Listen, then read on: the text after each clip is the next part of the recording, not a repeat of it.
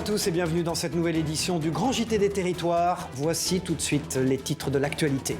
Avec à la une la chaleur sur toute la France, on étouffe. Un épisode qui inquiète avant l'été. WEO TV nous montrera comment les établissements pour personnes âgées réagissent à cette température extrême pour la santé de leurs résidents. Et puis l'été, nous en parlerons aussi avec Moselle TV pour évoquer la tendance camping-car. Les ventes s'envolent depuis la crise sanitaire et à l'approche des vacances. La première édition du festival Regarde, c'est à partir de vendredi prochain à Arès en Gironde, sur le bassin d'Arcachon. 3 jours consacrés aux arts de l'espace public. Nous serons en duplex avec Xavier Daneil, le maire de la ville, hôte de ce festival, dans ce journal. Et puis, en fin d'édition, des images spectaculaires d'un chantier aérien en Occitanie, un site médiéval qui est rénové chaque année grâce au recours d'un hélicoptère, l'occasion d'apercevoir sous un autre angle la splendeur de ce patrimoine. De très belles images de nos partenaires de la Dépêche du Midi sur place. Près de 40 degrés dans le sud, plus de 30 degrés dans le nord, la France vient de connaître une vague de chaleur exceptionnelle par son ampleur et sa précocité pour la saison.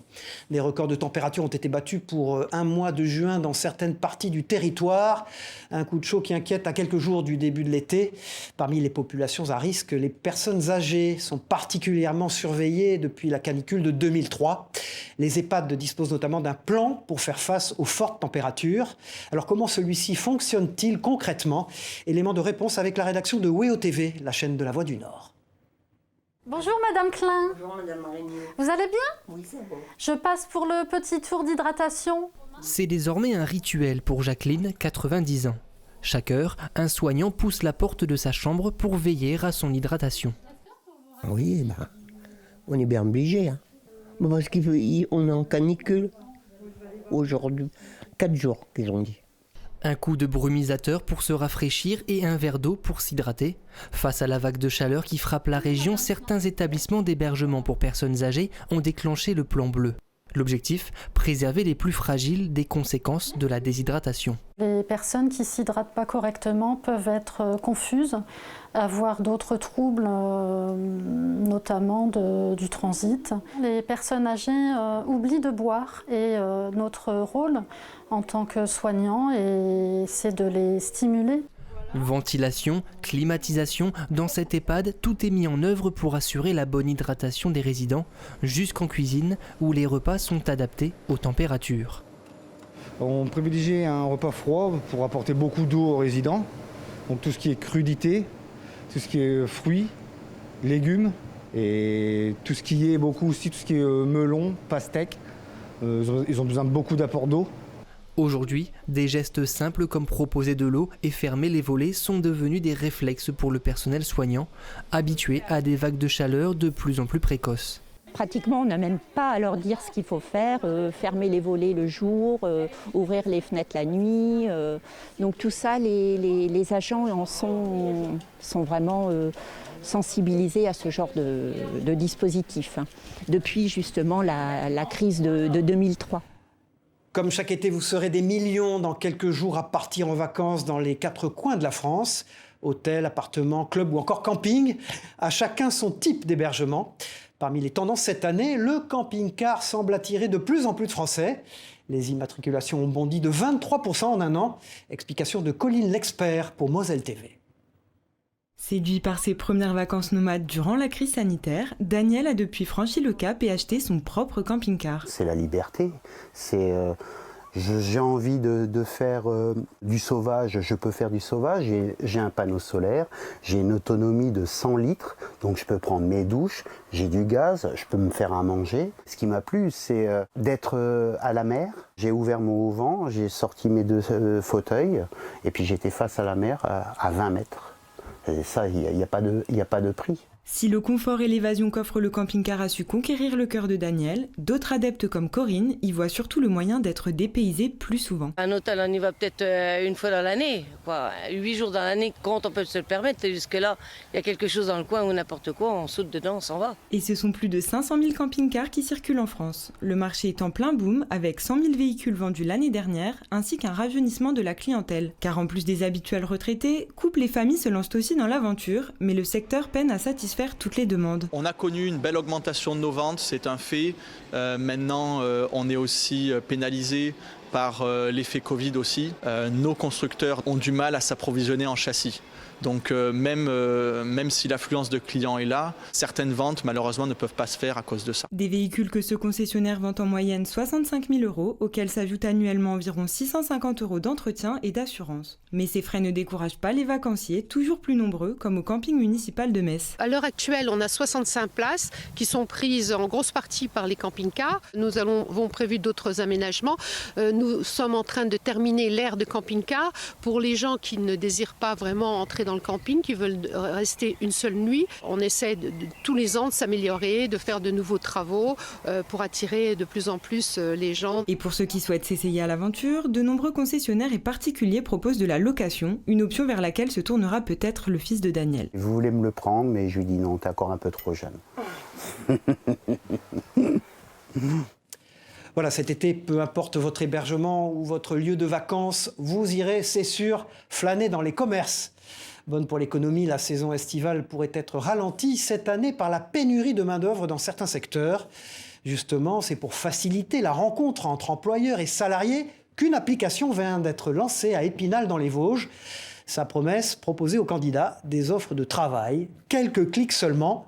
Explication et reportage de Louise Amunda pour la rédaction de Vosges Télévisions. Répondez en 4 questions, c'est parti. 4 questions sur un smartphone et la recherche d'emploi peut commencer. Cette nouvelle plateforme, c'est Pass Intérim. À la fois base de données et moteur de recherche, elle centralise et facilite l'accès au contrat d'intérim pour les uns et au profil des candidats pour les autres. Depuis son lancement il y a 2 mois, la moitié des agences spinaliennes, une dizaine, ont tenté l'expérience. Trouver rapidement et à proximité dans un contexte de pénurie de main-d'œuvre, ça a son importance. C'est vrai que des fois, on a des candidatures de personnes qui viennent de Moselle, de Meurthe-et-Moselle, d'Alsace et qui n'ont pas cette disponibilité directe parce que aujourd'hui, il faut qu'ils soient opérationnels tout de suite. Et pour le coup, là, d'avoir des personnes, c'est local. En fait, Pass Intérim, c'est des gens des Vosges qui candidatent sur des offres dans les Vosges. Donc théoriquement, on n'a pas ce souci de disponibilité immédiate. Les 2 fondateurs mettent en avant les soft skills, les compétences comportementales. La volonté, le sens du service et la patience seront par exemple davantage valorisés, surtout en l'absence d'expérience professionnelle. C'est toutes ces choses-là en fait que nous on mesure grâce à notre algorithme sur les candidatures. Donc du coup, en plus de l'expérience ou de la formation, on intègre des questions sur les soft skills par métier, ce qui permet aux candidatures sans CV d'avoir un scoring pour les professionnels de l'intérim et identifier les personnes avec le plus gros potentiel. Ce que j'aime dans l'outil, c'est que quelque part, je me permets l'expression, on s'en fout du CV. On accepte de donner ses coordonnées, on se positionne sur un secteur d'activité ou plusieurs activités, et ça correspond aux attentes des jeunes. J'ai envie de bosser, je suis motivé, je vous laisse mes coordonnées, donnez-moi la chance de travailler. 319 candidatures ont déjà été envoyées, un premier résultat satisfaisant pour les créateurs de Pass Intérim qui, après Épinal, vont étendre leurs services à l'ensemble du département. L'actualité politique et les élections législatives étaient au programme de l'émission Face au territoire, jeudi dernier sur TV5 Monde. Les éditorialistes politiques Jean-François Aquili de France Info et Nathalie Moret du groupe EBRA du Progrès de Lyon sont revenus notamment sur l'impact des résultats pour le nouveau quinquennat d'Emmanuel Macron. Regardez ce qu'ils ont dit. Est-ce qu'il y a un message des Français ? Que sont les Français ? Vous en avez 1 sur 2, je répète, qui n'est pas allé voter.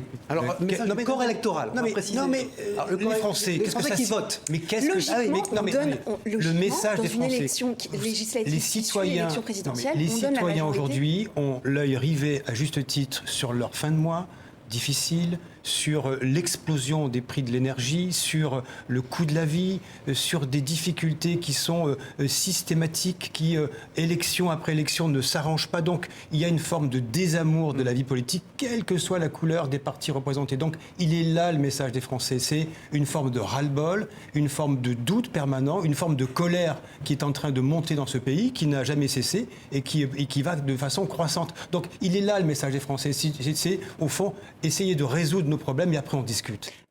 L'émission Face au territoire est à voir ou revoir sur les sites internet des partenaires de l'émission, c'est-à-dire Ouest France, Nice Matin, 20 minutes et France Antilles. Le reste de l'actualité marqué par les inquiétudes d'un secteur, celui des producteurs des pruneaux d'Agen. Pénalisés par les intempéries, ces professionnels ne récoltent cette année qu'un tiers du tonnage habituel. Une mauvaise nouvelle évidemment pour leur chiffre d'affaires et qui met en danger l'avenir de la filière. Écoutez les précisions recueillies par la rédaction de TV7, la chaîne du groupe Sud-Ouest. Qui dit contingentement dit risque de perte de mètres linéaires dans la grande distribution. Une année, on a moins de production moins d'offres que la demande. Et bien l'année prochaine, on risque de nous dire désolé, la place est prise. C'est un dispositif de plus en plus utilisé pour lutter contre la pollution en ville. Les ZFE, les zones à faibles émissions, se multiplient un peu partout en France, avec toujours le même objectif, réduire la circulation des véhicules les plus polluants dans les zones urbaines. À Saint-Étienne, vous allez le voir, la ZFE est entrée en vigueur en début d'année. Premier bilan et premiers états des lieux avec la rédaction de TL7, la télévision de la Loire, sur place. Des véhicules de transport électriques ou roulant au biogaz pour remplacer les plus polluants. C'est un engagement de Saint-Étienne Métropole. Pour établir la zone à faible émission, les discussions ont débuté dès 2018. On s'attelle à faire de la concertation avec le territoire. Donc maintenant, ça y est, depuis le 31 janvier 2022, la zone, elle est effective. Vous avez derrière toute la signalisation qui a été mise en place pour signaler la zone et on y va de façon progressive. Ces véhicules interdits sont les non classés, sans vignette, ceux qui roulent au diesel ou à l'essence antérieurs à 2001. Les entreprises de transport aujourd'hui, c'est forcément une contrainte parce qu'il y a certains véhicules qui ne peuvent plus rentrer dans la ZFE, mais aujourd'hui on a été mis en amont, on va dire, dans les discussions, ce qui a permis aussi aux entreprises de se préparer pour sa mise en place. Pour remplacer les véhicules, la ville a mis en place une aide financière à l'intérêt des entreprises et des associations qui peut s'élever jusqu'à 25 000 €. On avait un changement de camion à faire qui était diesel et on a décidé de passer à l'électrique. Et Saint-Étienne Métropole nous a aidés grâce à un dossier que l'on a rempli et ils nous ont aidés à hauteur de 13 000 €. On avait ce projet en tête et le fait qu'il y ait une zone établie dans le centre de Saint-Étienne et notre activité de blanchisserie, puisque ce camion va servir pour la livraison pour notre blanchisserie, traverser cette zone, donc on en a profité. Le calendrier prévoit l'interdiction de circulation des véhicules de catégorie 4 et 5 à partir de janvier 2025. Saint-Étienne Métropole soutient que les entreprises seront toujours accompagnées. De la qualité de l'air à la stratosphère dans ce journal télévisé, des élèves de la Sarthe ont participé à une expérience scientifique étonnante. Après des mois de travail en classe, ils viennent d'envoyer un ballon d'hélium dans l'atmosphère. Objectif, réaliser des expériences scientifiques à hauteur d'enfant. Un sujet d'Anthony Piton pour LMTV Sarthe. Regardez. 5, 4, 3, 2, 1, 0.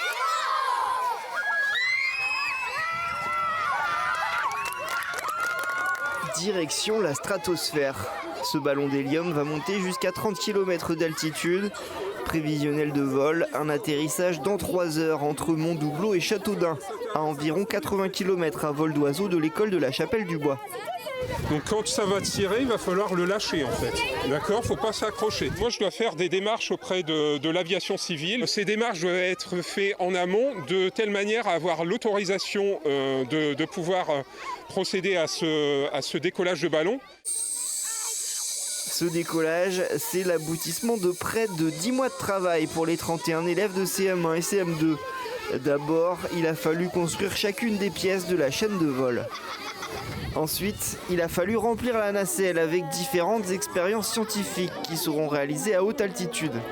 Il y a une plante carnivore, parce qu'on voulait voir comment elle réagirait dans la stratosphère. Il y a un thermomètre hygromètre pour du coup la température et pour du coup l'humidité dans l'air pour voir. Il y a une caméra et sa batterie externe, une caméra intérieure pour voir les expériences. Il y a des piles pour voir si elles se déchargeront ou pas. L'idée, faire des sciences de manière ludique sous la forme d'un projet en classe et impliquer les élèves tout au long de l'année. On sent qu'il y a des enfants qui sont vraiment très intéressés, très perspicaces par rapport à tout ce qui est scientifique, ont déjà une démarche scientifique très aboutie. Et après, dans ce projet, il y a aussi beaucoup de compétences en français, en mathématiques, tout ça. Donc il y avait plein de choses. La construction d'un nacelle, c'était un cube, donc on a pu solliciter tous les enfants. Après le vol, le ballon va exploser et redescendre à l'aide d'un parachute. Il est équipé d'un traceur GPS pour pouvoir être récupéré. Les écoliers pourront alors analyser toutes les données qu'il contient. À l'école, la pratique du sport peut s'avérer parfois ennuyeuse pour les élèves. Pour favoriser l'activité physique auprès des plus jeunes, des établissements n'hésitent plus à proposer la découverte de sports originaux. À Limoges, par exemple, des collégiens s'essaient au BMX. Une démarche bonne pour le corps et qui semble plaire aussi aux élèves. Un sujet d'Alain Drouot pour 7 à Limoges, la chaîne locale sur place. C'est mon vrai but de départ à 5 mètres. Les espaliers ou la corde à nœuds, c'est monotone en cours de gym, alors que le BMX, ça pulse. C'est un peu difficile au début, c'est pas comme un vélo normal. Et après, sur une piste avec des bosses, c'est un peu plus compliqué, mais quand on a l'habitude, ça va. On doit mettre la pédale au niveau et après, on doit partir doucement et prendre de l'élan. Et l'effet de groupe chasse le doute, l'appréhension s'oublie rapidement. En voyant les autres, il y a ce petit côté, un peu cette émulation, et puis d'essayer de faire pareil, de suivre. Donc c'est vraiment très positif et ça englobe beaucoup de choses. Dans un premier temps, justement, cet équilibre sur le BMX, avoir cette belle tenue pour justement amortir les différentes bosses qu'on va avoir sur le parcours. Sur le BMX, il faut donc rester debout. Donc c'est vrai que c'est pas simple à gérer pour eux et c'est un peu nouveau par rapport à un autre vélo comme simplement le VTT. J'arrivais pas à faire les pompes, j'arrivais pas à plier les jambes. Et là, t'as pris le coup? Oui, dans ce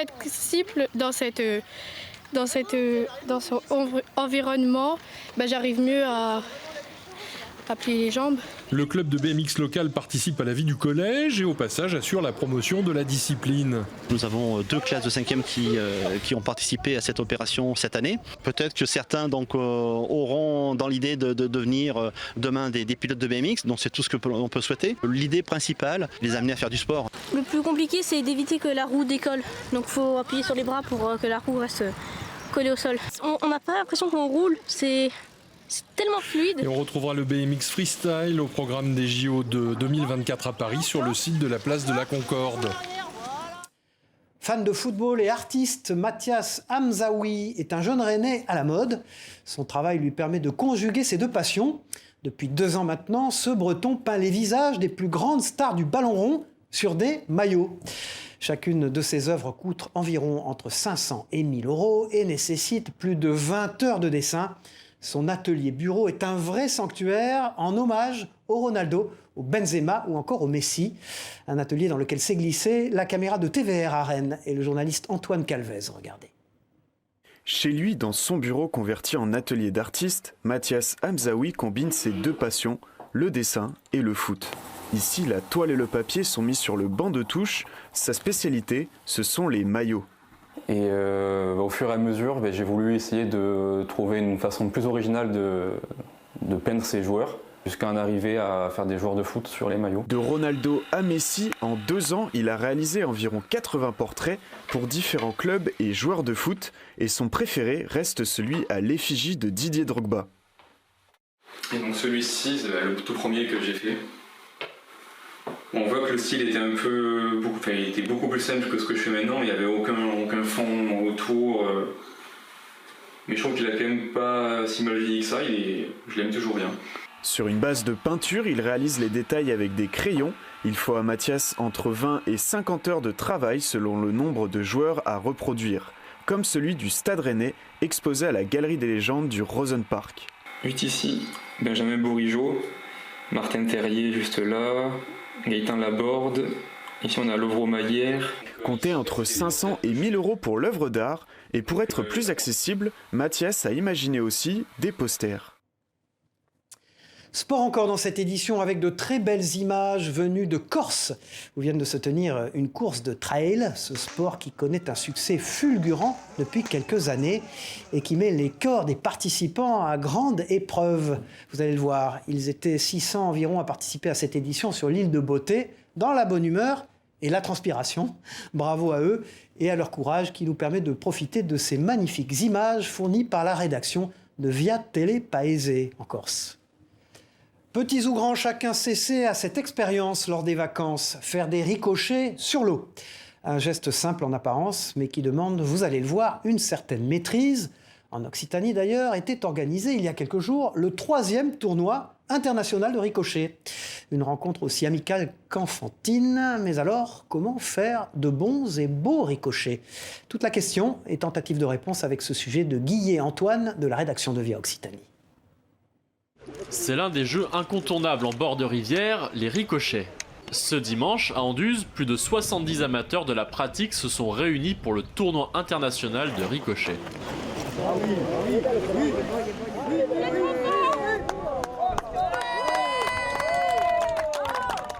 Un concours familial qui est surtout l'occasion de prendre quelques conseils pour réussir son lancer. C'est un coup de poignet, tout est dans le poignet. Bien fléchi sur les jambes, un peu au ras de l'eau et un bon coup de poignet. Et voilà. Mais la clé de bon ricochet réside dans le choix du galet, et là encore, chacun a ses petites techniques. Il faut qu'il soit suffisamment hydrodynamique, donc pour que ça glisse bien sur l'eau, pas trop léger, pas trop lourd non plus, et un bon diamètre.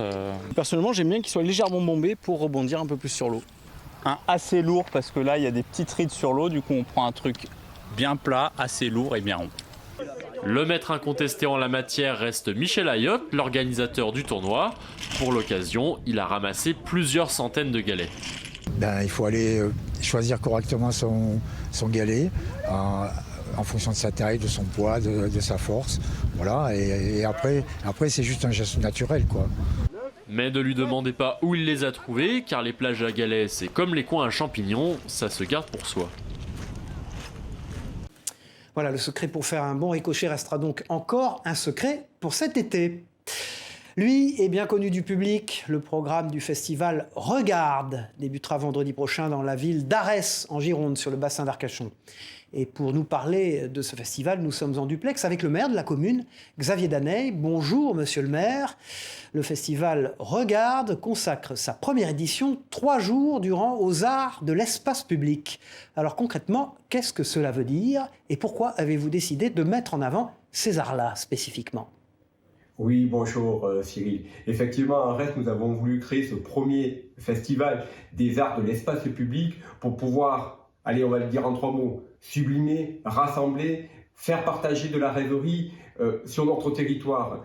On avait une volonté de sublimer ce territoire, de montrer son environnement tel qu'il est, vraiment, réellement, de pouvoir le faire partager aux autres, de pouvoir rassembler autour de ce territoire, autour de cet environnement, autour de ce cadre de vie.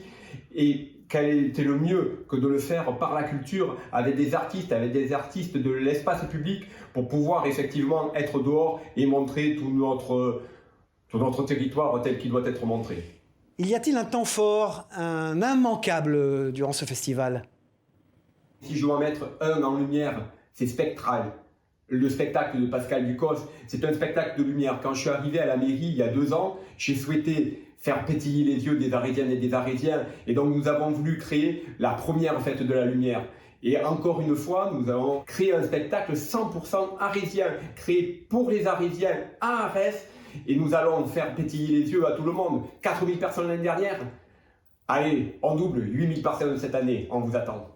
Alors Xavier Daney, le festival Regarde, c'est un moyen d'entrer vraiment dans les vacances, de se retrouver, de mettre derrière soi la pandémie, l'école, le travail ? Oui, c'est tout cela et bien au-delà. Mais vous avez raison, la pandémie est quelque chose d'important qui a fait que notre population a été fragilisée, que notre population s'est renfermée. Nous, tout au contraire, on veut la réouvrir, on veut mettre de la fraternité, on veut mettre de la joie. Et on va le faire par l'art, avec l'art, grâce à l'art. Et pour le faire partager au maximum d'entre vous, nous avons choisi de faire 90% des spectacles gratuits. C'est un effort considérable de la collectivité, mais je pense que vous le méritez et que la société le mérite. Nous allons vous remettre du plaisir et de la joie dans les yeux. Voilà, avant de se quitter, Xavier Daney, vous souhaitez remercier toutes les personnes qui rendent ce projet possible dans votre ville d'Arès. 50 artistes, 20 bénévoles, 20 techniciens, 15 employés de la mairie, 9 spectacles, 10 000, 20 000 spectateurs. Non, tout cela pour vous dire que je remercie sincèrement les équipes et on vous attend le plus nombreux possible à notre premier festival Regarde à Arès. Merci Xavier Daney, maire d'Arès, d'avoir été l'invité du Grand JT des Territoires et bon festival donc sur le bassin d'Arcachon du 24 au 26 juin. Allez, restons dans le sud-ouest pour refermer ce journal avec des images impressionnantes d'un chantier pas comme les autres, celui d'un château dans le Tarn, la forteresse de Penn, c'est son nom, qui est située à plus de 120 mètres de hauteur. C'est donc pas très simple de restaurer ce site médiéval racheté par un passionné il y a 15 ans. Tous les ans, donc, le propriétaire du château fait appel à un hélicoptère pour faire avancer ce chantier. Écoutez-le à ce propos, il répond aux questions de nos partenaires de la Dépêche du Midi sur place. Ça fait 15 ans qu'on réalise tous les premiers jeudis de juin un héliportage qui nous permet d'évacuer les gravats de l'année passée, de monter des matériaux pour les travaux qu'on va réaliser pendant la saison, à savoir du mois de juin au mois d'octobre, et qui nous permet de restaurer petit à petit la forteresse. Et maintenant, on arrive en fait à une deuxième phase où la quasi-totalité du site est sauvée. Et maintenant, il faut commencer à consolider pour pouvoir rendre accessibles les zones aux visiteurs, puisqu'en fait, on fait environ 25 000 entrées par an. Et c'est un site qui est devenu majeur pour l'Occitanie. Et pour ceux qui souhaiteraient remonter à l'époque du Moyen-Âge, sachez que des visites de ce site sont programmées tout l'été à partir du 9 juillet. Voilà, c'est la fin de ce grand JT des territoires. Merci de nous avoir suivis. On se retrouve très vite pour une prochaine édition. Au revoir à tous.